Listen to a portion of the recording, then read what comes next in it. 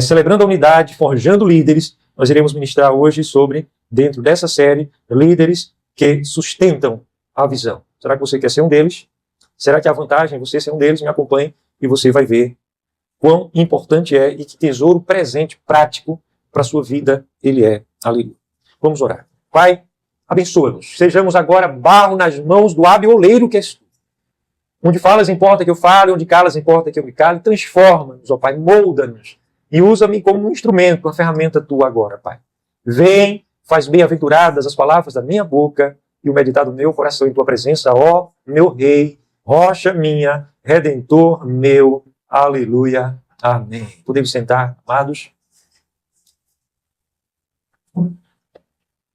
Em uma das ministrações anteriores, nós falamos de forma clara sobre a visão e a missão, de acordo com Ageu, capítulo 2, que lemos no início dessa nossa reunião. A gente leu todo o capítulo 2, quer dizer, do versículo 1 a 9. E ali há um confronto de gerações e uma missão que foi dada para as gerações que estavam ali presentes, a necessidade de uma unificação.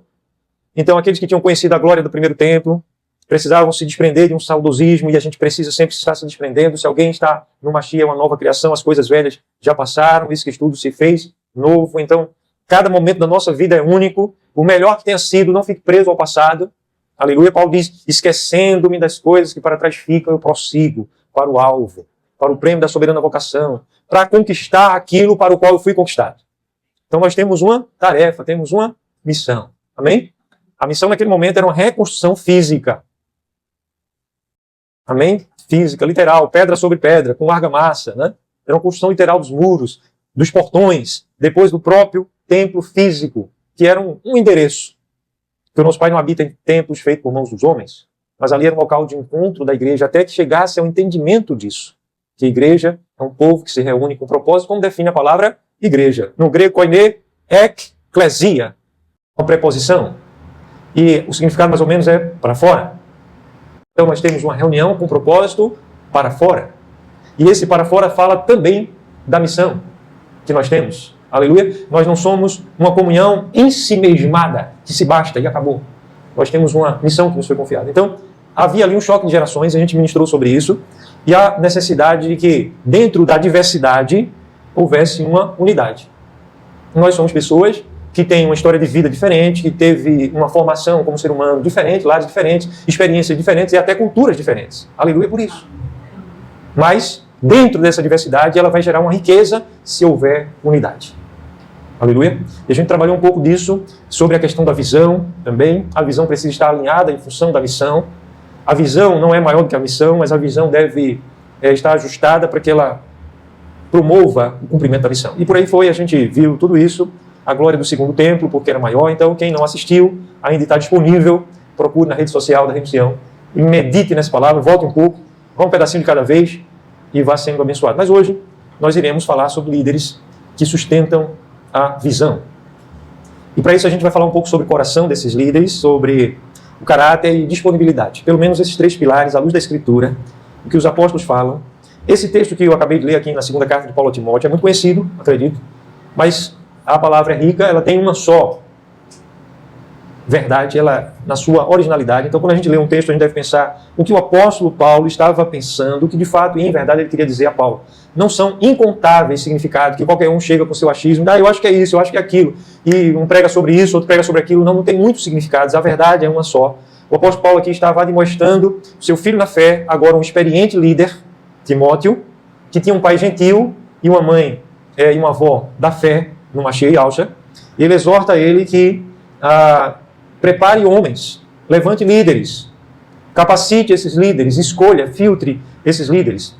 Então, o texto diz: o que de minha parte ouviste, confia a homens fiéis e idôneos para ensinarem a outros, para instruírem a outros, fechando assim o ciclo do discipulado. Aqui está a essência da revelação apostólica.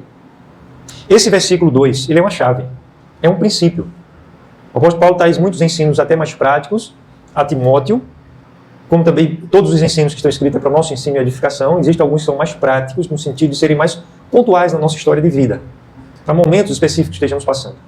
Mas há outros que são princípios-chave, que eles são mais amplos, eles reverberam em mais áreas da nossa vida, eles são mais centrais. E esse versículo 2, ele é um princípio desses, que é mais chave, ele reverbera muito em muitas áreas da nossa vida, e ele é um princípio que tem grande importância para a vida da igreja. Então está uma essência da revelação apostólica. Está o ethos da igreja no período apostólico. Como é que era a identidade, o ethos, a natureza, como era a prática da igreja. Tudo isso está aqui nesse versículo 2. O apóstolo Paulo revela isso aqui nesse versículo 2, que está o DNA dos apóstolos. Como é que os apóstolos, na prática, eles evangelizavam. Está tudo aí no versículo 2, a gente vai ver tudo isso, eu espero que dê tempo para tudo isso. Ok? Vocês estão comigo? Aleluia. Aleluia. Então, Paulo aqui, o apóstolo, ele está falando de um princípio de vida da igreja, um princípio de discipulado ad infinitum. Expressão do latim, né? Ou seja, um princípio do discipulado que é cíclico e que se repete indefinidamente até que não haja mais necessidade do discipulado. Ou seja, até a igreja ser arrebatada, esse princípio deve se repetir. Mas houve um momento da história que esse princípio ele esteve quase em inatividade ou no esquecimento. E quando ele é menos vivido, claro que não se apaga completamente todos os valores que ele tem, mas existe grande perca para a igreja, e principalmente para o cumprimento da sua missão. E quanto mais esse princípio ele é ativado, ele está nítido diante dos nossos olhos, ele é vivido por nós, mais nós iremos cumprir o nosso propósito, mais nós estaremos satisfeitos, mais estaremos alegrando o nosso Pai em viver o propósito dele. Imagine seu filho, sua filha, para quem aqui já é mãe e pai, ou quem não é, imagine-se também na condição de ser, e vai fazer uma prova, uma avaliação difícil, e depois chega em casa e diz, a minha nota foi baixa, com medo que o pai repreenda. E se esse pai for sábio, dependendo da situação e do andamento da carruagem, ele vai entender que já não é mais momento de estar repreendendo, se já fez isso. Ele vai entender que é um momento, e em todo momento é momento de revelar amor. De revelar compreensão. Então, um pai sábio diria assim, meu filho, minha filha, a sua nota, o seu desempenho, não vai fazer com que seu pai ame mais ou menos você. Sinta-se totalmente amado, seu pai ama muito você. Agora, evidentemente, que seu pai estará mais feliz se você fizer aquilo que ele deseja que você faça. Amém? Amém. Então a palavra diz que nós podemos alegrar o Espírito Santo ou entristecê-lo. Paulo diz, e não entristeçais o Espírito do Altíssimo com o qual foste selados. Então quando nós não estamos vivendo o nosso propósito, nem plenamente, nem estamos nos desempenhando em viver o propósito, nós estamos entristecendo o Espírito e também estamos vivendo uma vida muito aquém do potencial que ele nos entregou. Como é triste isso. Imagina um ser humano com toda a sua riqueza, natural, biológica, intelectual, né? Em todo sentido, social, psicológica, e ele não viver esse potencial para o propósito pleno que iria realmente o satisfazer e dar a ele riquezas que são para a eternidade. Mas ele gasta suas energias com coisas de menor valor e coloca seu coração em coisas que não deveria. Então, aqui, nesse princípio, existe tudo isso para que a gente perceba que o apóstolo aqui não está falando de um evento. Ele não está falando da igreja viver eventos, embora a igreja até possa realizar eventos, mas não era esse o ethos da igreja. Ele não está aqui falando de uma sucessão organizacional, de alguém que tem um cargo, uma função X e depois é promovido, entre aspas, para uma função Z, sei lá das quantas, e as pessoas ficam numa vaidade terrena atrás de cargos e funções na sua eclesiologia, ou por que não dizer no seu partido denominacional, e naquela luta pela sua bandeira denominacional, muito mais do que, de fato, em verdade, por amor ao Evangelho. Então, Paulo não está falando dessas organizações terrenas. Ele também está, sim, falando aqui de uma visão que deveria nortear o nosso dia a dia como igreja. E ele fala aqui, então, de líderes que estão sobre líderes. Ele fala aqui, então, de um acompanhamento dentro de um ambiente de comunhão que gera uma proximidade de honra tal. E essa proximidade abre os corações para compartilharem vidas, ajudarem e serem ajudados. Então, essa comunhão, gente, ela é gerada, ela deve existir e ela deveria ser preservada dentro de uma visão de discipulado, onde todo mundo discipula e está sendo discipulado. Todo mundo lidera e está sendo liderado. Todo mundo acompanha e está sendo acompanhado. Nós precisamos disso. Nós precisamos de pessoas que tenham mais conhecimento, mais maturidade, mas não apenas que estejam ensinando como nós fazemos aqui. Eu participei de diversas classes de discipulado. A classe de discipulado ela pode ser uma ferramenta em prol do discipulado, mas não tem nada a ver com discipulado, porque discipulado é mais do que simplesmente você ensinar. O mais fiel que seja o ensino é a Escritura. O discipulado, além do ensino, passa por um acompanhamento em amor, para que as pessoas fiéis e idôneas cheguem ao ponto de praticar o que precisa ser praticado. O que é que está lá em Mateus, capítulo 28, quando nosso mestre, em uma das suas últimas palavras, antes de ele subir assunto ao céu, ele diz aos discípulos, façam discípulo como? Ensinando todo o conteúdo que eu passei para vocês. Foi assim que ele disse? Não, não foi assim. Ele disse ensinando-os a guardar. Vamos dizer, a guardar tudo o que eu vos tenho ensinado. Então, o discipulado passa por um ensino de conteúdo, evidentemente, mas não apenas uma transmissão de conteúdo, mas uma transmissão dentro de uma ambiência espiritual de comunhão da igreja, a ponto de que se ensine a guardar. Eu tive grandes mestres, professores, pessoas de grande sabedoria, de muito conhecimento da Escritura e fidelidade entre eles. Entretanto, amados, se eu tivesse vivenciado um discipulado, que é diferente de você receber ensino, você está debaixo de oração, você até recebeu uma correção, mas um discipulado é uma instrução presente, que requer um contato presente. A Escritura vai entrar em detalhes, inclusive, da constância disso. Eu não posso ter amizade, intimidade com alguém que eu veja uma vez no ano. Por exemplo, imagine que eu me casasse e fosse morar em outro país, e a minha esposa ficasse em outro lugar, e uma vez por ano eu viesse vê-la, e como é que está a nossa comunhão? Isso acontece até com familiares. Você tem um parente seu que você vê uma vez no ano, quando ele vem lhe visitar, não sei de onde, morando em alguma outra parte do Brasil, do nosso país, e essa pessoa vem e não é a mesma coisa, por mais íntimo que você tenha vivido anteriormente, depois daquele tempo você já sente uma certa distância emocional, é natural ao ser humano isso. Então o discipulado ele requer também uma frequência, um ritmo, uma constância de contato. Vocês estão comigo? Amém? Para que se gere essa comunhão. E o apóstolo nos fala sobre isso. Eu queria que vocês observassem, primeiramente aqui o ensino sobre líderes que precisam ser ensináveis. Os líderes precisam ter um coração ensinável. Vamos dizer, os líderes precisam ter um coração ensinável. Se a pessoa não for ensinável, se a pessoa dizer assim, eu já sei de tudo, já me basta, né? Já não há mais o que aprender, a gente não quer nem ouvir. A gente não tem nem condição de ouvir, porque a gente acha que já sabe, já ouviu, né? Já aprendeu. Ou a gente se fecha também. Isso às vezes acontece muito entre casais, aleluia, que não tem acontecido aqui, viu? Mas eu sei que é muito comum entre os casais, principalmente que eu vejo esse exemplo, inclusive, em muitos livros. Quando o cônjuge já presume o que o outro vai falar e já nem escuta mais com atenção o que o outro quer dizer. E às vezes pode ser que ele queira dizer algo novo, né? Alguma coisa inusitada, né? Mas é uma coisa muito comum. Então, amados, no discipulado, além disso, existe algo terrível que é a pessoa que se fecha, ela se fecha em seus próprios conceitos, ou mesmo em vaidade, acha que já sabe. Então imagine alguém que você peça, o exemplo que eu mencionei semana passada. De pessoas que eram escolhidas para serem líderes, às vezes porque tinham condição financeira, ou tinham formação, status secular, né? Uma pessoa considerada socialmente, não vamos puxar logo essa pessoa para ser líder, e já ia logo dando a ela uma posição, um cargo ali de liderança. Então isso é gerar um líder de forma totalmente artificial, fora dos critérios peculiares da igreja de levantar líderes. Mas um dos princípios é ter um coração ensinável. Então o exemplo que eu dei foi alguém em que você pede, a pessoa tem até competência para fazer. Imagina um engenheiro civil dentro da carral, dentro da congregação, e você pede a ele, olha, você pode trocar aquela porta do salão X ali em favor da igreja, da nossa comunhão, e a pessoa, além de ter a capacidade intelectual, a formação, né, teórica, um engenheiro civil, além disso, é uma pessoa disponível também. Então ele diz, não, eu faço. E a pessoa vai, passa por cima de todo mundo, não quer ouvir ninguém mais depois daquilo ali. E só quer fazer a vontade dela de todo jeito, a todo custo. Nem mesmo o líder ouve mais, não quer nem consultar mais o líder. E quando passa o líder, quando vai ver, gente, as outras portas eram tudo de uma cor só. Tudo de um tamanho só e um estilo arquitetônico só. Mas a pessoa, né, vamos supor que era tudo porta de estilo clássico, bem talhada, bem desenhada, tudinho. A porta principal ele colocou lá um estilo moderno lá. Botou um tamanho menor, mais baixinho, não vai ter uma porta tão grande. Aí o líder foi e disse assim, mas rapaz, olha, pensava que você ia seguir o estilo do prédio todo, mas não tem condição de trocar as outras 99 portas por causa dessa porta aí. Aí a pessoa diz, não, em vez dela ouvir com atenção, não, fica logo com raiva, não. O líder veio me dizer que eu estava errado, ele quer saber mais que eu entendo de engenharia, eu entendo, não chega lá. Então a pessoa que não tem um coração ensinável, ela não está pronta. E Paulo está dizendo aqui no versículo 2, vejam, esses homens, para Timóteo levantar, para Timóteo escolher homens, transmitir isso a homens fiéis e idôneos, para instruírem a outros, aí fecha o ciclo. Isso que você recebeu de mim, você passa para homens fiéis e idôneos, capazes de instruir a outros, e eles vão ensinar os outros essa mesma visão e missão, e vai fechar o ciclo. Aleluia?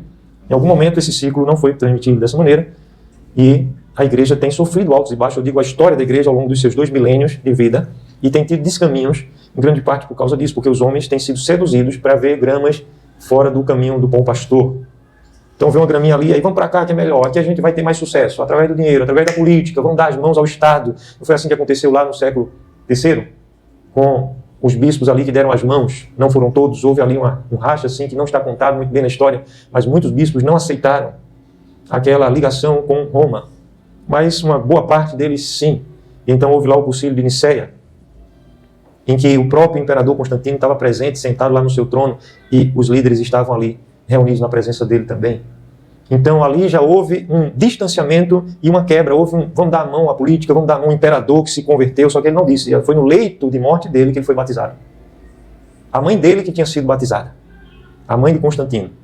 E dizem que ele usou aquela estratégia que eu não posso vencê-los, vou me unir a ele, muitos historiadores falam sobre isso, e essa foi a história. Essa marca, dentro desse princípio aqui, ela é decisiva para a geração de líderes. Então imagine um corpo de discipulado, onde pessoas ali não queiram aprender, não queiram ser confrontadas. Nós estamos vivendo um período em que o ser humano tem se tornado cada vez mais individualista e cada vez mais incapaz de ser confrontado. Então, quando as pessoas hoje elas são confrontadas, elas já entendem logo como se fosse uma afronta a si mesma. Porque se você vir conversar comigo e mostrar um erro em que eu esteja, um erro que eu esteja crendo, um erro que eu esteja ensinando, um erro que eu esteja vivendo, eu não devo me ofender com isso. E também quem vem confrontar não venha com atitude ofensiva. Então existe uma ambiência de honra. Quando você sabe que está sendo amado, você deve saber falar sem estar machucando a pessoa no seu erro, com honra, e também, ao mesmo tempo, estar pronto para receber. A palavra diz assim: não repreenda o ímpio, o insensato, para que ele não se levante contra ti. Mas repreende ao sábio, o que é que vai acontecer? E o teu amigo, ele se tornará.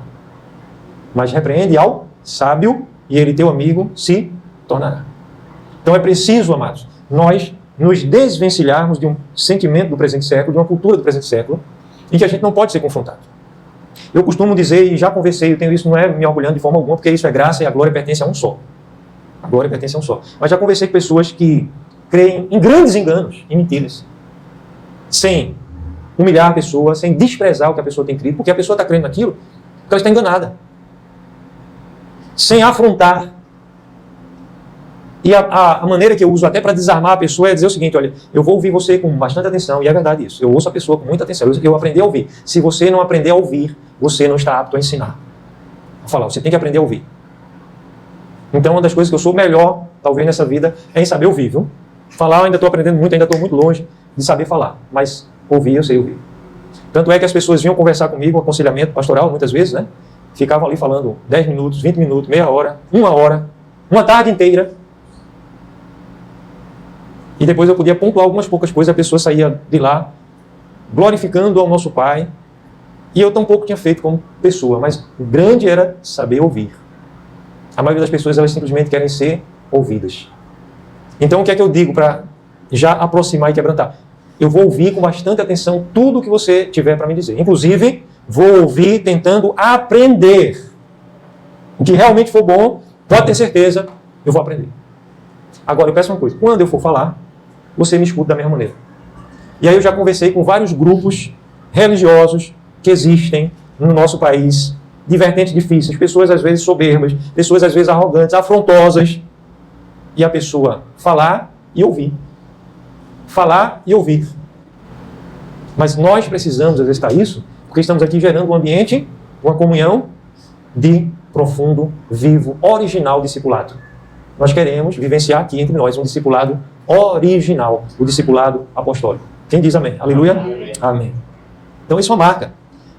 Os 12 apóstolos, eles caminharam com Yahshua dia e noite. Dia e noite. Eles tinham suas famílias. Evidentemente que houve momentos que eles se hospedaram em casas próximas, né? Fazia parte do ministério. O ministério não era um ministério paupérrimo, pobre, não. Eles, homens, foram tirados do seu labor, da sua profissão, para se dedicar em tempo exclusivo, tempo integral ao ministério. Então, no ministério, Yahshua sabia que eles seriam providos. Eles seriam providos. Muitas vezes eles alugavam casas, eles dormiam. Quando ele diz assim, o filho do homem não tem um lugar para reclinar a cabeça, quer dizer que ele não tinha adquirido bens. Vou comprar uma casa aqui em Nazaré, vou comprar uma casa em Jerusalém, vou comprar uma casa em Belém, para a gente dizer, vai ser o quartel do general do ministério. Vou comprar uma lá em Samaria, entre os nazireus. Ele não saiu fazendo isso. Ele não tinha algo particular próprio dele onde reclinar a cabeça, mas nunca faltou um lugar para ele dormir de forma confortável. Ele disse, quem quiser vir após mim, quer seguir exatamente meus passos, então você vai ver dessa maneira. Algumas pessoas fazem a interpretação que ele não tinha recurso nenhum, que ele vivia, parece, passando fome, com roupa rasgada, maltrapilho, mal cheiroso e andarilho, feito um louco. Não, ele tinha um ministério de dignidade também social. Ele nasceu de forma humilde, sim, porque ele é humilde. Ele não foi humilde, ele é humilde, ele é simples. Aleluia? Amém? Ele não estava atrás de polpa, de grandes prédios, de palácios, de política, de status, nada disso. Na sua humildade, ele viveu poderosamente a sua missão. Então, os 12 caminharam com ele de tempo integral.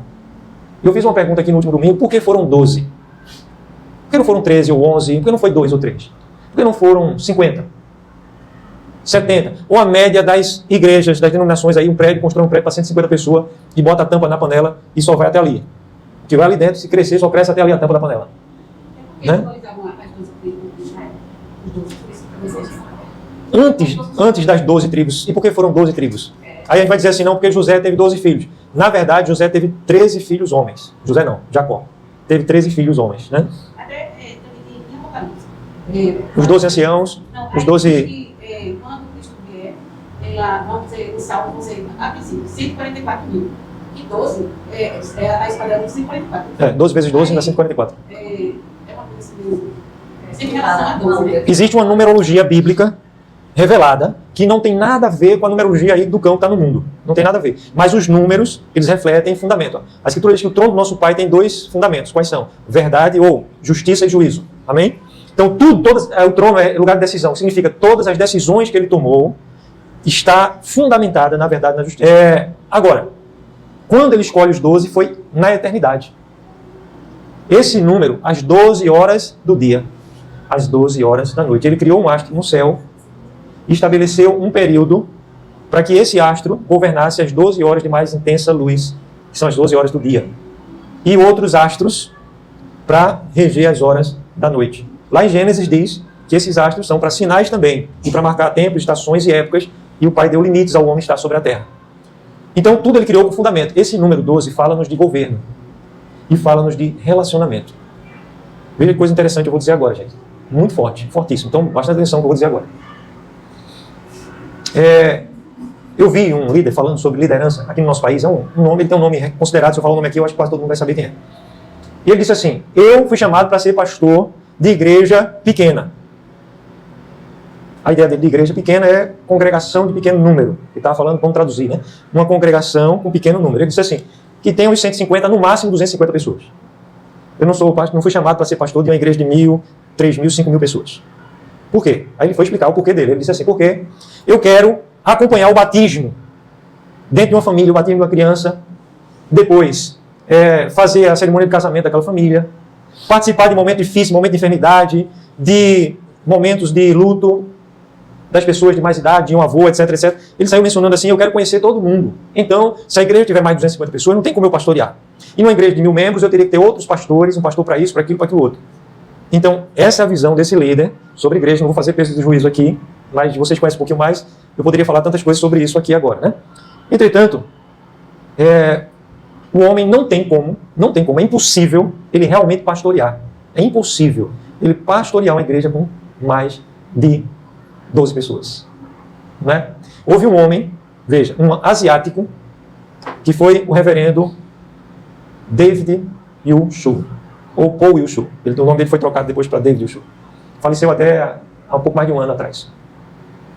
Ele foi o fundador da maior congregação que há no mundo, local.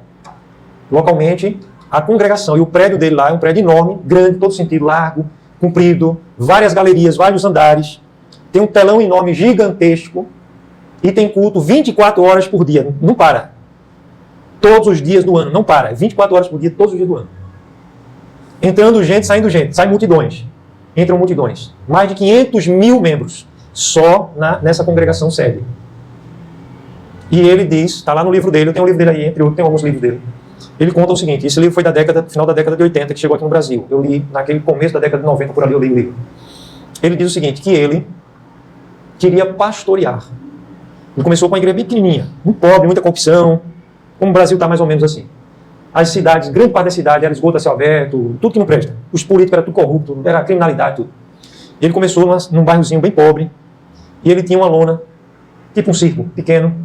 Ele começou ali e ele ia evangelizar aquela favela, eram favelas, debaixo de chuva e tal, e tal, e tal. Aí a comunidade foi crescendo. Quando chegou aos 100 membros, ele que tinha uma disciplina de um asiático, de um coreano, pós Segunda Guerra Mundial, vocês sabem que os asiáticos, depois da Segunda Guerra Mundial, como são os japoneses, como os próprios coreanos, os países ali, se tornaram extremamente disciplinados. Os próprios japoneses, o Japão, a China é o mundo, né? A China. Tem várias etnias ali, mas eles têm essa determinação pelo trabalho, não tem feriado não. Aquele homem, está escrito no livro dele, viu? Foi importante demais o que a Maristela colocou dentro do que eu estou ministrando. Ele, quando chegou aos 100 membros, ele teve uma estafa, que é muito mais do que estresse.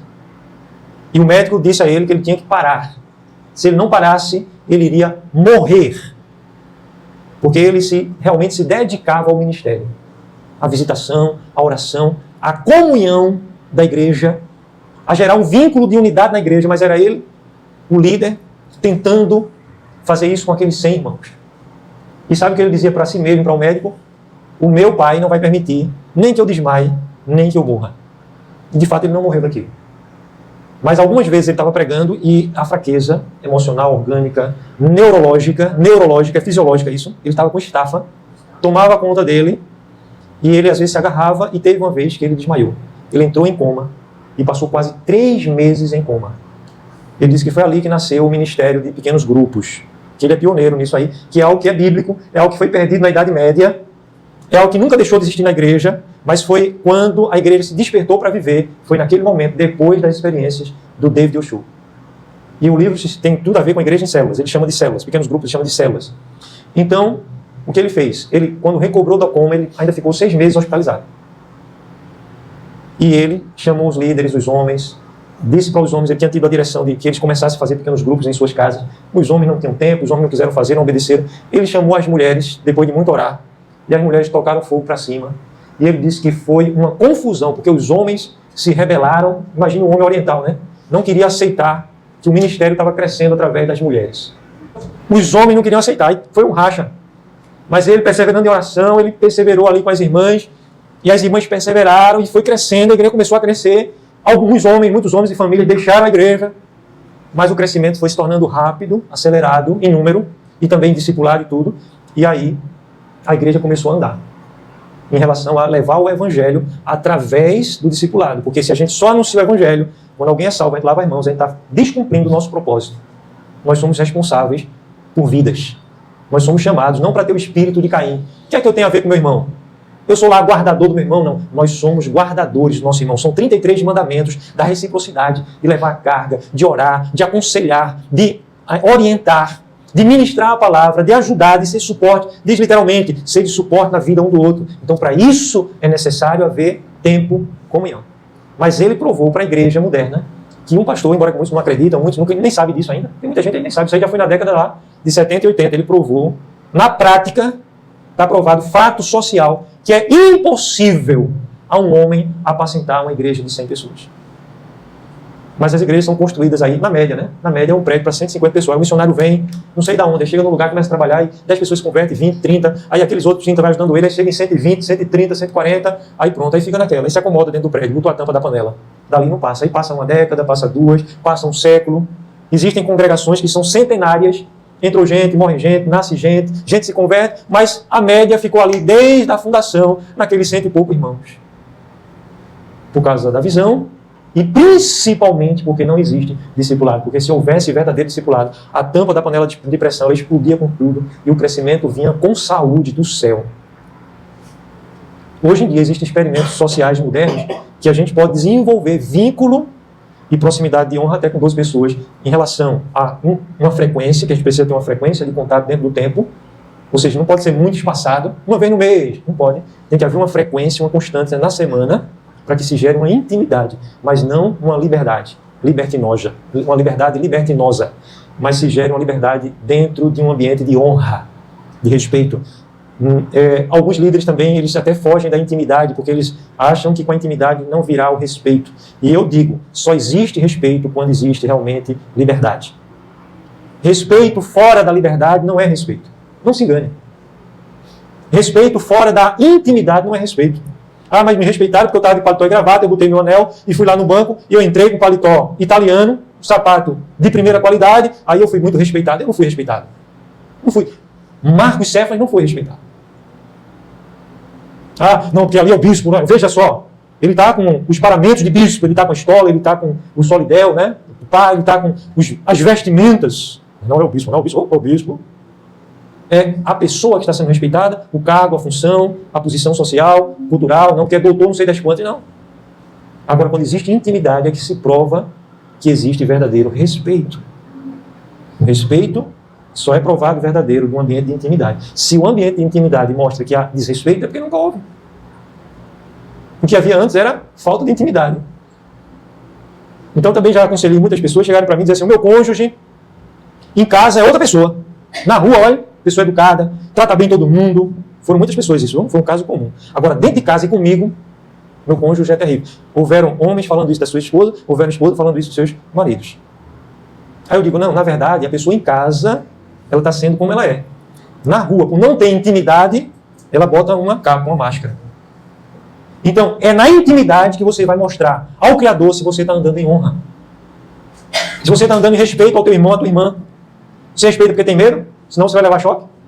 Senão você vai levar uma pisa da polícia? Aí você é daquela filosofia que o ladrão, quem faz o ladrão é o momento. Hã? Quem faz o ladrão é o momento? É não. O ladrão já existia. Sempre existiu. O momento foi só a ocasião onde ele teve liberdade de viver o que ele realmente é, um ladrão. E para o Criador, o homem pode nunca ter roubado nada, mas ele pode ser um ladrão a vida toda. Para o Criador, o homem pode nunca ter adulterado, mas ele é um adúltero a vida toda se ele viver com o coração cheio de adultério. E quando surgir a oportunidade, ele adultera, então é porque ele nunca foi tratado disso. Vocês entendem isso? É um covarde, é um mentiroso. Nunca mentiu na vida, nunca traiu ninguém, mas é um covarde mentiroso, porque no coração só faltou a oportunidade. Se a oportunidade viesse de bandeja, então a filosofia que diz que quem faz o ladrão é o momento, é uma filosofia de Satanás. Quem faz o ladrão não é o momento. E a igreja é chamada para ser feita pelo Espírito Santo em honra, em intimidade, comunhão. São coisas que vão nos propiciar chegar a um ambiente de discipulado. De discipulado. Nós não devemos temer. Não, porque se eu for com essa palavra para Marcos Cefas, e se ele não aceitar? E se ele rebater? E se ele se entristecer? Você está com a verdade? Eu vi a pessoa, não. Olha, qual é o passo a passo de Alja? Teu irmão pecou contra ti, vai ele. Não se arrependeu, leva contigo uma testemunha. Não uma pessoa que você já fez a cabeça. Não está escrito assim, não. Uma pessoa que vai servir de testemunha. Lá falou, o irmão não se arrependeu, leva consigo mais uma testemunha. Não se resolveu, agora leva o conhecimento da igreja. Aí tinha pessoas que já vinham direto com o conhecimento da igreja, no caso a liderança. Ao dizer, você já fez o passo a passo de Cristo? Né? Do Mashiach? Aí a pessoa, não, é porque a pessoa não vai aceitar. A pessoa vai ficar triste comigo. Então você prefere que Alja fique triste com você. Que a igreja, a comunhão dos santos seja prejudicada. Que o pecado continue aí, porque a pessoa testemunhou o pecado de alguém. O pecado continue aí, servindo de mau testemunho para a comunhão dos santos. Envergonhando a comunhão. Envergonhando. Porque você não quer se indispor com a pessoa, de chegar, meu irmão, olha, você está no erro, você não pode ser isso. E dizer uma vez, 2 vezes, 3 vezes, 10 vezes se for preciso. E dizer, eu estou orando por você, eu amo você, mas eu não posso comungar. Eu não sou perfeito, mas eu não posso comungar com esse erro. Então receba a minha palavra, abandone esse erro. Essa é a função da igreja, amém? Vocês entendem isso? E também a gente saber guardar. Né? É muito difícil isso. Na verdade, eu acho que isso é até impossível. Mas ele nos pede para fazer isso. E através dele em nós não é impossível nem é mais difícil, porque é o poder dele agindo em nós. Quando a gente se abre para dizer, eu vou fazer o que tu esperas que eu faça. Amém? Aleluia. E ele diz assim, aprendei de mim, porque eu sou manso e humilde de coração, e acharei descanso para vossas almas. Todos vós que estáis cansados e sobrecarregados, vinde após mim, ou seja, siga os meus passos. Ele estava ali falando de discipular. Siga os meus passos. Você vai ter paz. Você vai ter refrigério para a sua alma. Você vai ter vitória. Aprenda de mim. Então, ele, voltando à questão, escolheu 12. Houve um momento que ele teve 70 seguidores, 70 discípulos, mas que estavam sendo cuidados pelos 12.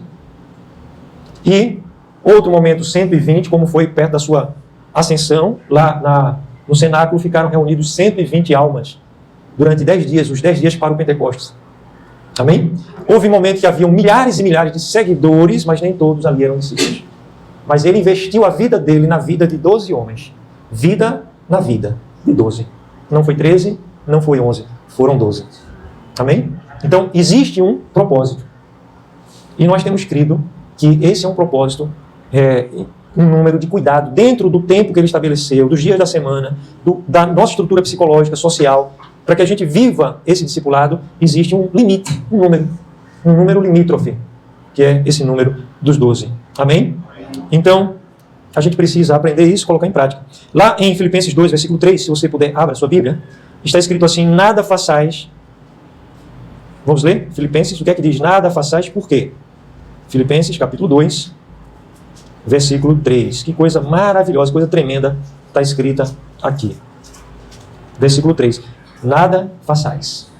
Todo mundo encontrou? Maria, aleluia? Filipenses 2, versículo 3. Nada façais por partidarismo ou vanglória. Partidarismo. Lembra que eu falei aqui que as denominações são partidos? Porque a nossa denominação deveria ser Yahusha. Nós deveríamos ser conhecidos como o povo de Yahusha. Houve uma bandeira que foi levantada na verdadeira Israel. Qual foi a bandeira que foi levantada na verdadeira Israel? Não foi a bandeira do atual Estado israelita, não. A verdadeira bandeira que foi levantada chamava-se Yahusha. Quem disse isso foi Moshe. Moisés disse Yahweh Nissim, que traduzindo é Yahweh é a nossa bandeira. E quando eles acampavam no deserto, no meio ficava o tabernáculo e as tribos ficavam organizadas, 3 em cada quadrante do território do santuário, do tabernáculo. 3 tribos ao norte, 3 tribos ao sul, 3 tribos a leste, 3 tribos ao oeste. As tribos acampavam de frente, bem organizadas, geometricamente organizadas, simetricamente organizadas, cada tribo simetricamente organizada, de frente para o tabernáculo. E lá no tabernáculo foi levantada uma bandeira. E a bandeira era Yahweh é a nossa bandeira. Todas as coisas foram escritas para o nosso ensino e edificação. Eu já lutei muito para construir, gente. Amando o Evangelho, amando o Salvador, que eu amo hoje. Continuo amando mesmo. Eu creio que esse amor tem crescido. Mas eu amava, mas eu estava lutando também para construir uma denominação. Pela minha denominação. Pela minha denominação. Porque eu sou não sei das quantas da gema. Porque eu literalmente, vesti a camisa da minha denominação. Então eu ia atrás de pessoas para pregar o Evangelho, para trazer para a minha denominação. Mas chegou um momento, aliás, desde o começo, que o Espírito Santo falava, desde a primeira vez que eu comecei a pastorear, que ele dizia assim, você não vai se cansar não de... Você não se cansa, e chegou um momento que eu disse, eu me cansei de lutar com a bandeira dos homens. Hoje, Yahweh Nissim. Ele é a minha bandeira. A construção é tão somente, unicamente para ele. Se há uma glória devida, se há um nome a ser conhecido, se há uma placa a ser erguida, essa placa se chama Yahweh Nissim. Ele é a nossa bandeira. Amém? Então, amados, a palavra está dizendo que nada faça por partidarismo. Eu entender que nas denominações existem irmãos meus, eu não estou criando aqui uma nova denominação. Nós não podemos dizer igreja não sei das quantas. Porque eu nem coloco a palavra igreja não sei das quantas. Ao lado da palavra igreja devia ser igreja de Yahusha, o único Mashiach. A única bandeira. Mas se eu boto não sei das quantas, como ela se organiza, se ela é uma congregacional, se ela é uma luterana, se for quanto à fé, se ela é uma pentecostal, se ela é uma tradicional, igreja tradicional, ou mesmo aquelas que existem, né, como eu mencionei aqui, literalmente existe, isso é fato, do cuspe divino. Cada um se orgulha do que quer se orgulhar. Eu sou do ministério da igreja do cuspe divino. Então os irmãos lá pregam alguma coisa que tem a ver com aquela cura que Yahusha fez do cuspe divino. E a força deles é aquilo ali, o cuspe divino. E por aí vai. Então cada um vai levantando bandeiras.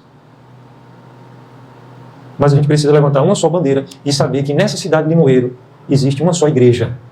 Que a nossa missão seja de unidade, de visão de unidade. Mas que a gente também não se venda a denominacionalismos e a essa corporatividade denominacional que existe hoje aí. Então tem pessoas que têm um orgulho tão grande da sua denominação, não porque eu sou não sei das quantas, desde não sei quando, e conta a história e puxa para cá e para lá. Não é porque está se orgulhando de princípios da revelação do Espírito Santo. Como eu mencionei hoje aqui, um bom exemplo dos primeiros bispos dos Estados Unidos. Mas eu não estava me orgulhando nem defendendo a bandeira denominacional. Mas tem gente que conta a história por causa da denominação. Não devemos fazer nada, mas devemos o quê? Versículo 3 aí. Leiam comigo. Mas por humildade, considerando cada um os outros superiores a si mesmo. Então isso é ter um coração ensinável. Aleluia? Um coração ensinável. Que nós também estejamos prontos, sejamos idôneos. Os líderes, eles precisam ser fiéis para instruir outros. Fiéis para instruir. Eu tenho que ter fidelidade em instruir outros. Fiéis e idôneos para instruir outros. E a fidelidade fala de um caráter aprovado, de um caráter trabalhado pelo Espírito Santo e trabalhado pela igreja. Gente, o mundo, ele forma e deforma. Quando a gente vem ao Evangelho, a gente já vem com a bagagem do mundo. Pensamento do mundo. O caráter com impressões e conceitos e preconcepções do mundo. Com caráter lesado. Às vezes a gente vem cheio de enfermidades no caráter. Vocês estão comigo? E quando a igreja, ela ensina a verdade, aleluia. Quem transforma? O Espírito Santo. Mas o Espírito Santo escolheu que a igreja seja participante nesse processo transformador. Como? Eu vou transformar, meu irmão, através da oração, através do ensino fiel, mas também através da comunhão e confronto A comunhão para que eu possa confrontar quando ele estiver errado. Então, se eu tivesse um pastor na minha vida, que tivesse me discipulado quanto a ser um pastor na congregação, existem muitos problemas que eu não teria passado, seria poupado. Se eu tivesse um acompanhamento nesse sentido. Vocês entendem o que eu estou falando, gente? Amém? Então, eu tive muitos ensinos preciosos, riquíssimos, vastos, amplos, mas eu não tive uma aplicação com confronto, de forma pontual. Esse problema seu aqui, isso está errado, tem que ser tratado dessa maneira. Então, o discipulado é isso. Aleluia? E o caráter, ele é gerado assim. A palavra diz que assim como o ferro afia o ferro, amola o ferro, assim também o homem com o homem se afiam. E ali está falando de caráter, de transformação de vida, de você entender o valor das coisas que deve entender valor. Então a igreja, ela tem essa função importantíssima. Não basta a gente ter unção. Porque você é novo na fé, não estou falando especificamente de alguém aqui, mas imagine alguém novo na fé, estou dando um exemplo. E você novo na fé, você ora e você recebe unção para repreender a enfermidade e alguém é curado. Mas aquela unção não significa que o seu caráter foi transformado, não. E o nosso Pai, Ele quer nos conceder unção, mas uma unção que um caráter venha manter essa unção. Que venha perseverar por essa unção. E perseverança não é coisa para criança. Quando eu cheguei a ser homem, eu desisti das coisas próprias de menino. Então perseverança é algo que é forjado em nós, faz parte do caráter. Você não basta ter unção, você tem que ter caráter. Entende? Amém? Veja só. Não é necessário ter caráter, maturidade, não basta ter desejo, é preciso ter responsabilidade. A igreja possui critérios que são peculiares. Nós não escolhemos alguém porque achamos essa pessoa muito simpática, muito carismática, não escolhemos ela porque ela tem muita unção em um determinado momento da sua vida, ou tem uma fala bonita, mas a escolha dentro desse princípio de liderança existem para que nós possamos trabalhar o caráter dessas vidas. Amém? É necessário, por exemplo, que o bispo seja irrepreensível. A gente trabalhou isso semana passada, né? Então, o discipulado, dentro de uma liderança que está sendo liderada e lidera, uma comunhão de discípulos que estão discipulando e são discipulados, gera saúde, um crescimento contínuo, uma prestação de contas num ambiente de honra, de comunhão, de amor, um ambiente muito espontâneo, natural, agradável demais, porque a gente vai estar entre verdadeiros irmãos e amigos. Aleluia. Amém? E nós precisamos viver em um ambiente de comunhão, em que a gente sabe que existem pessoas que se importam conosco, que estão perto de nós, que chegam junto nos momentos difíceis. Então, existe. Eu mencionei, também falando de números, aquela visão que Jetro, o sumo sacerdote de Midian, que era sogro de Moisés, ele teve uma visão. Ele disse assim: se parecer bem a ti e ao espírito de algo que está em ti, ouça o que eu vou te dizer. Levante líderes sobre 10, líderes sobre 100, líderes sobre 1000, que vão te representar diante do povo. O que era um líder de 1000? O líder de 1000, ele só tinha 10 pessoas ligadas a ele. Só que ele liderava 10 líderes, e aqueles 10 líderes estavam sobre 100 cada um. Então 10 vezes 100 dá 1000. E o líder de 100 liderava quantos? Diretamente. Diretamente, ele liderava 10. Mas 10, que cada um tinha os seus 10. Por isso ele era um líder de 100. Então imagina aqui, 3, 6, 9, 12 pessoas aqui, certo? Imaginemos aqui 12 pessoas. Eu posso ser um líder de 144. Como? Um líder de 144. Se vocês estiverem em contato comigo, proximidade comigo, frequência de comunhão comigo, na palavra, em vida de oração, e cada um de vocês estiver levantado ao longo da vida também 12. Então 12 vezes 12, 144. Só que eu não vou ser um líder de 12 mais. Eu seria um líder de 144, porque através de vocês eu estarei liderando todos. Entendem? Então, o líder de 1000 é essa visão piramidal do discipulado que o sogro de Moisés, um homem cheio de unção do Espírito Santo, recebe. Agora, o que foi isso? Será que de manhã assim, ele acordou e disse assim: tive uma ideia, vou dar uma sugestão aí para Moisés? Não, gente. Ele era um homem de intimidade com o Espírito do nosso Pai. E esse número é um número eterno. Que o Filho veio revelar um número exato. Ele chegou muito perto, ele chegou em 10. O Filho, a plenitude da revelação, mostrou 12. Então isso tem nada a ver com o movimento aí religioso, onde quer que seja, porque a doutrina que carregaram junto foi uma doutrina um tanto quanto perniciosa. A gente não quer nem saber disso. Mas eu quero falar para vocês que existe sim um porquê, e esse porquê está no coração do nosso Pai. E o fundamento disso é verdade e justiça. Então nosso Pai não escolhe as coisas aleatoriamente. Vamos fazer isso assim. Isso tem fundamento na justiça, isso tem fundamento na verdade, então o número de 10 será bem para a nação ser saudável, em todos os aspectos. Amém? E esse aí se transformou em 12 para a igreja. Satanás se levantou também com esse princípio orgânico de crescimento da igreja. Agora, em último lugar, eu quero mencionar, está aqui em 2 Timóteo 2, versículo 2, o princípio também da disponibilidade. O princípio da disponibilidade. Vamos dizer, o princípio da disponibilidade. Então, o reino, ele não vai avançar apenas com pessoas capazes. Apenas com pessoas que sejam fiéis, não ao aspecto do discipulado. Não sou fiel na minha vida de oração, mas será que você, na sua vida de oração, não tem sido despertado para uma vida de propósito, da tua missão, de anunciar o Evangelho, fazer discípulos, ensinando-os a guardar tudo o que o teu rei pediu que você ensinasse a guardar? Então, se eu for fiel em uma parte, eu não estou sendo fiel. Eu preciso ser fiel em tudo o que ele pediu que eu fizesse. Mas eu sou fraco, eu sou limitado, mas ele me dá forças, ele me dá vitória, dentro das minhas limitações, para a gente viver isso. Amém? Aleluia. Graças damos pela bendita chuva que está fazendo agora. Aleluia.